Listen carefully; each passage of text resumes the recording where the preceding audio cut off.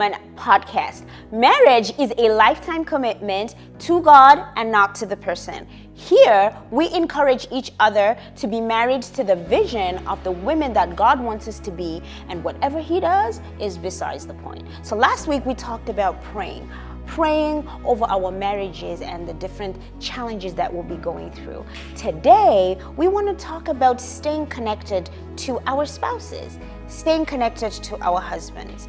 A lot of times we end up in routines, we wake up, he goes to work, I go and do my thing, you go and do your thing, and then there isn't a meeting point. So we want to talk about staying connected. We stay connected to God, and we also stay connected to our husbands. We want to stay in tune with our partner. We want to know what he's thinking, what he's experiencing, what his challenges are, so as to keep this marriage intact. We don't want to wake up one day and say, how did I get here?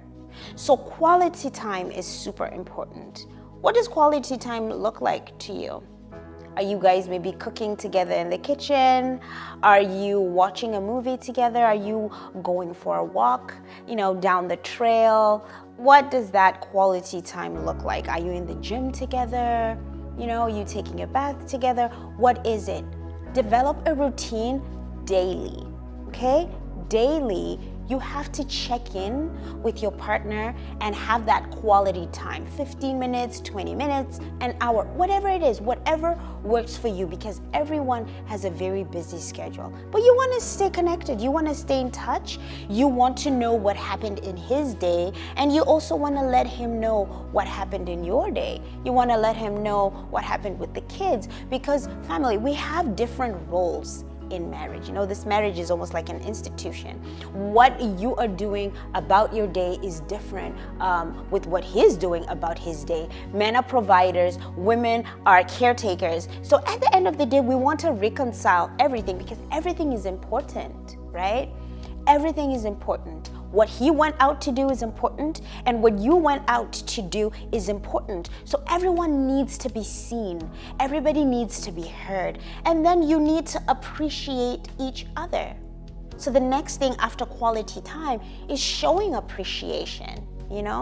What did you notice based on what he said, in the conversation, that he went above and beyond, just to cater to your needs or just to provide for his family?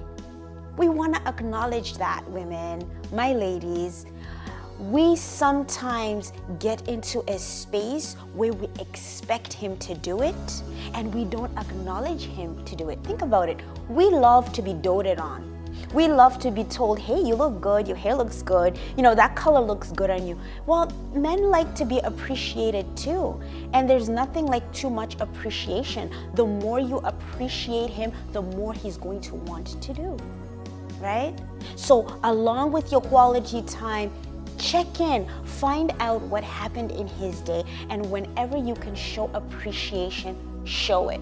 Show it verbally, show it physically, show it emotionally. Maybe you're gonna buy him something as a little thank you, or maybe you're gonna go and, give him some quality time. Well, you know what he likes, show him appreciation. And I believe that as you show him appreciation, he's gonna show appreciation to you too.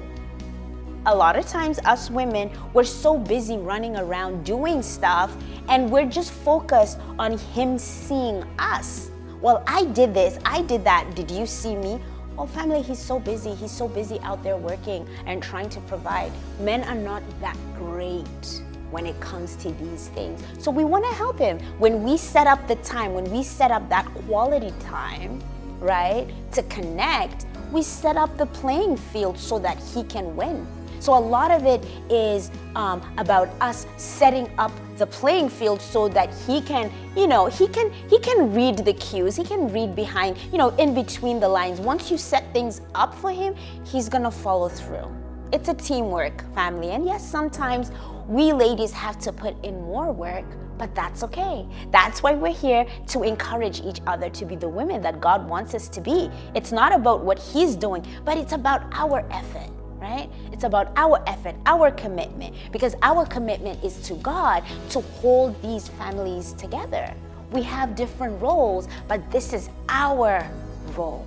Proverbs 31 talks about the virtuous woman.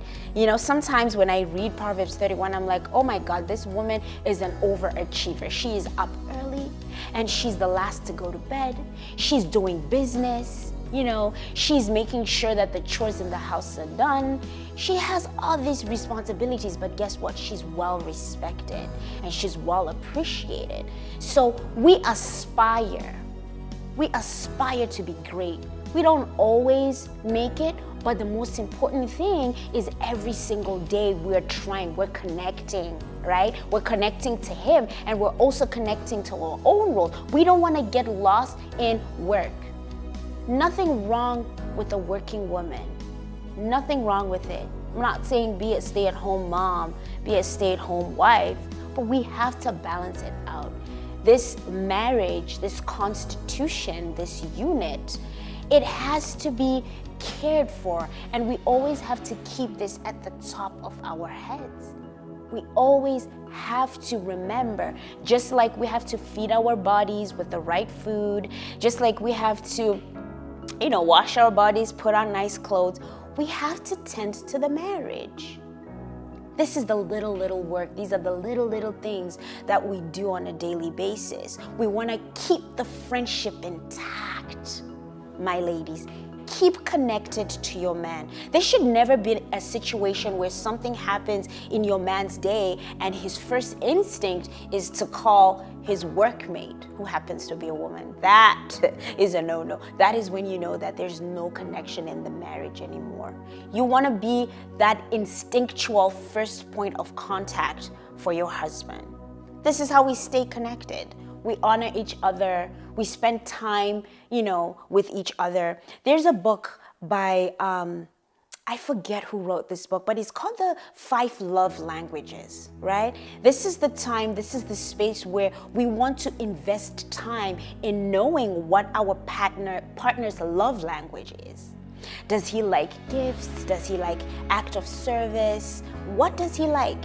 Once you know his love language, you need to know your love language too. Maybe for you it's quality time, right?